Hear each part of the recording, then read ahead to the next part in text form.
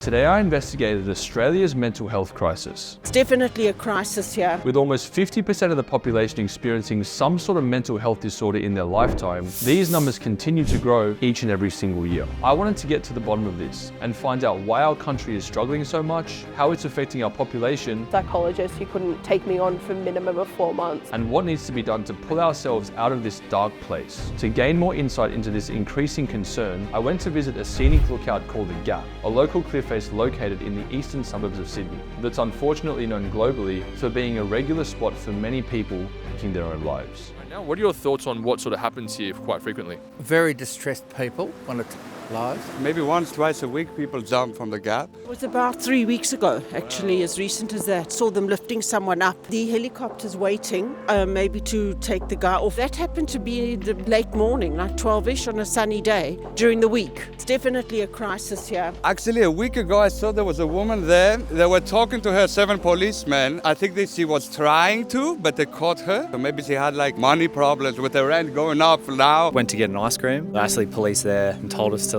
move on because I think they were trying to talk someone down. All you hear is sirens at night time. And how often would you hear these sirens, would you say? Maybe once a week or so. It's never in the local news.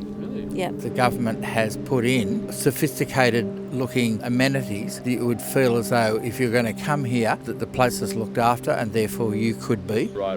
What's the solution to all these horrible things happening? There's not enough mental care facilities. There's not enough outpatient. I'm not sure. There's a resident that used to live here. He said he saved over 100 lives, he said. Wow. His life, yeah. I haven't met him, but one of my mates did, yeah. All right, so guys, we just spoke to a man that didn't want to be identified. He's a local from Watsons Bay, and he has seen a lot of stuff over the last 16 years. The amount of antidepressants in Sibbert C is 6 times any other area. I mean, it's more than antibiotics. I mean, it's ridiculous. He stopped someone from actually taking their own life. He also said that it's ironic because we're in such a rich area and money truly doesn't buy happiness. He said there are a lot of students or a lot of people that live around here and they just can't take it anymore. Mum and Dad spend 60k a year on them from kindy to year 12. They're expected to perform. Dad and Mum have a lot of alliances with a lot of big families as well. That their kid doesn't perform, it's a bad thing on the parent as well. How it's perceived. All the news stations that Fairfield, Blacktown, all these like Penrith, all these Mount Druitt, all these areas, that's where everyone's depressed, that's where all the mental health issues is. All that stuff, they say it's in those areas, but really speaking to the people here, by the sounds of things, it seems like it's actually worse in the eastern suburbs. I was shocked to hear just how many locals had witnessed traumatic events at the Gap and just how regularly these occurrences continue to be. But I was also left wondering, how has the truth of this infamous cliff face, located in Sydney's wealthiest area, been so covered up, not just to myself, but also the general public? I wanted to get to the bottom of this, so I decided to trek up to the top of this daunting structure that has taken hundreds of lives to find out more. After hearing what the locals had to say, Nick and I decided to actually go up to the top of the Gap to feel how daunting it truly is. However, due to the infamy and nature of this cliff face, we were forced by YouTube's guidelines to remove this section of the video. But I now wanted to travel to the opposite side of Sydney and speak to the residents of Blacktown, an area known for its disadvantaged population, to get an idea of how this crisis is affecting the rest of the city. Have you ever personally experienced a mental health problem in your life? When I was younger, man, just a lot of stress. Stress leads to more things and then you drift towards like alcohol and the usual stuff. A lot of kids that I did know actually did take their lives, and they went out, they got on something like a lot of people know and drugs. They took a substance once time and then they took life, and I think that is spiritual, you know? That I think is a little bit demonic. What are you currently going through, would you say? There's just things that are going on. People, especially in these areas, they just expect so much from you. You get judged based off of how you look, how you walk, how you talk. How's your mental health right now? Bloody shit. Yeah, I've got a son dying with cancer, mate in ICU, fighting for a life at the moment, so my mental health is crap. At the moment it's okay, but in the past it's been up and down a lot. It depends on whether I'm medicated or not, but I could snap at anything, to be honest. Have you ever been to therapy? No, I don't believe in that either. You should be able to control your own emotions. Yeah, I have. I'm in active therapy now. Actually, nearly impossible to get help. It's a very long waiting list. It's expensive. It's a hard process to get into. I currently do counselling with somebody at my school at the moment. I've experienced bad things with counselling, told them something very secretive. They've went and told somebody else, and it actually went around the whole school. Do you personally know anyone that's been through a mental health problem? Well, my sister-in-law, has gotten prenatal psychosis. She was in the hospital for 6 weeks, the mental health hospital. They were like, we're going to have to give her shock therapy. So what happened was me, my mum, my husband, my family, we all went home and we're like, no, that's it, we're going to pray. Walked around the table 7 times, declaring that her victory, praying. 7th time we went around, we yelled victory. God has done it, like he has done it. He's broken this spirit off her. The next day we got a call from the hospital saying that she wouldn't need the shock therapy because everything's started to work. So that's crazy. Do you think there's a difference between males and females in how we as two genders handle mental health issues? Of course, they really push making males soft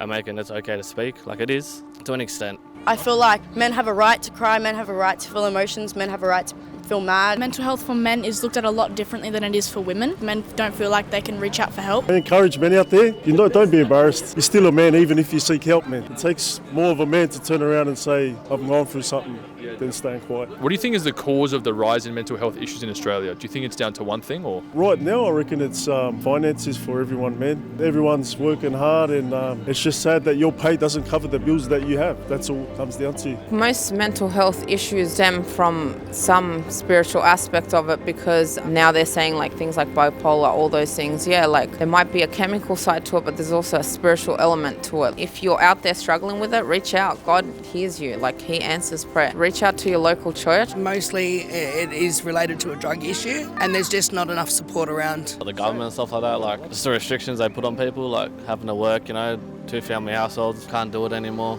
I don't know, I believe since the industrial times back in the 1900s when they introduced the whole feminism cause and all that and get the women out of the household, it stemmed from that. Then they started making divisions in the world and black hate white, women hate male, a lot of divisions, bro, a lot of divisions. After hearing a wide range of views from the locals in Blacktown, I spoke to a registered nurse who preferred to remain unidentified, but was willing to share with us her personal experiences working with so many mentally ill patients. What do you think is the root cause or the culprit of all these mental health problems that have come out so recently? From my perspective, the lack of services or the lack of funding towards mental health. People can't access mental health things like psychologists and things. The session for a psychologist these days is $150 upwards. You can only get limited care plans and things from GPs, and you also have to be eligible for it, and it's like a full-on process. I think access is probably the biggest driver. What would you say the craziest case has been that you've seen personally? Seeing people come in being physically restrained is always quite confronting, to then being chemically restrained with medications, that's quite tough. But we've had riot squads involved, we've had police involved, we've had multiple people holding people down, all legally. We were notified by some people that it takes a long time to get even a therapy session that is subsidised by the government. Why do you think the process is taking so long? Mental illness and mental health issues are so common amongst the community that everyone's kind of trying to utilise it when they can access it, but not having enough resources is huge. The wait times, again, personally, I've tried to, within the last year, contact a psychologist who couldn't take me on for a minimum of 4 months. What do you personally think is a solution for Australia's mental health crisis?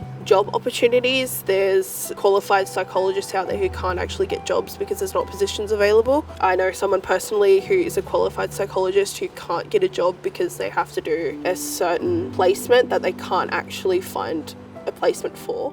After hearing the truth of what institutions and the government are doing about this issue, from someone who works around people affected by this crisis every day, I then spoke to a man called Peter Williams, a renowned life coach who discovered natural remedies for his own mental health struggles.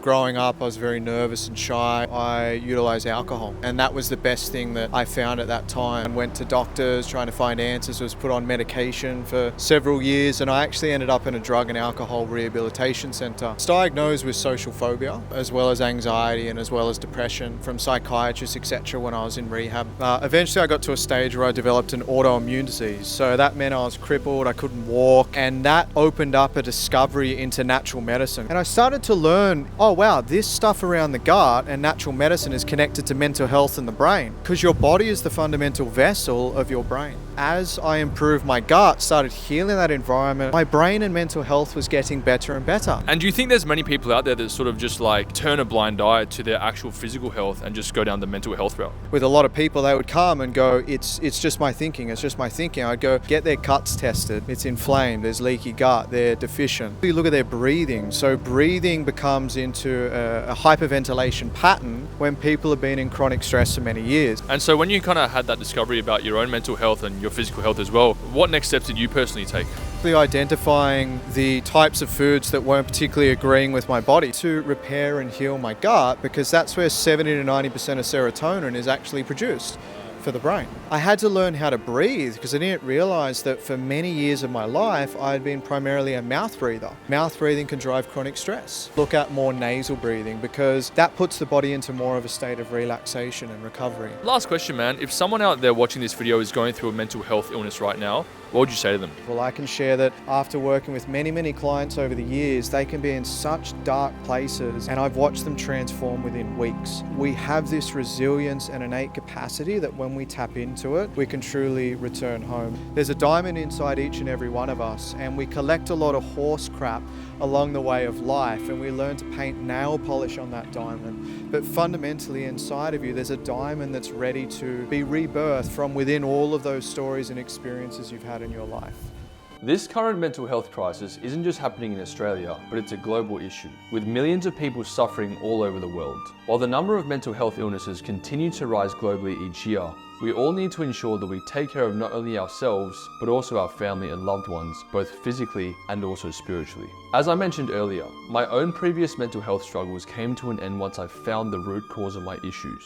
And to this day, I no longer suffer from these problems that used to haunt me in the past. To anyone out there that's losing hope, use me as a testimony to prove to yourself that you're stronger than you think. And if I can 100% defeat these various mental health conditions, so can you. One day you'll realize, just like I did, that what was once your biggest insecurity has become your biggest superpower. And your story will inspire thousands of other people going through the exact same thing as you, to push through and to come out stronger. Don't give up, because the answer to all of your problems is right around the corner.